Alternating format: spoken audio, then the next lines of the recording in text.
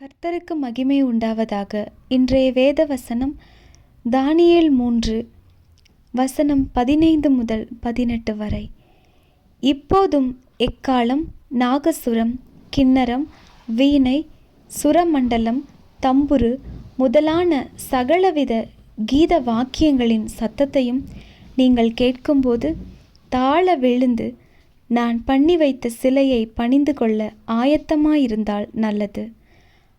பணிந்து கொள்ளாதிருந்தீர்களேயாகில் அந்நேரமே எரிகிற அக்கினி ஜூளையின் நடுவிலே போடப்படுவீர்கள். உங்களை என் கைக்கு தப்புவிக்கப் போகிற தேவன் யார் என்றான்.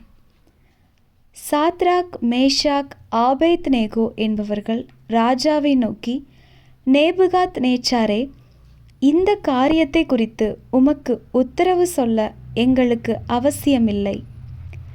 நாங்கள் ஆராதிக்கிற எங்கள் தேவன் எங்களை தப்புவிக்க வல்லவராயிருக்கிறார்.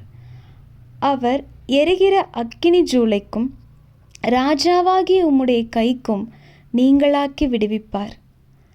விடுவிக்காமற் போனாலும் நாங்கள் உம்முடைய தேவர்களுக்கு ஆராதனை செய்வதுமில்லை, நீர் நிறுத்தின பொற்சிலையை பணிந்து கொள்வதுமில்லை என்கிறது ராஜாவாகி உமக்கு தெரிந்திருக்க கடவது என்றார்கள்.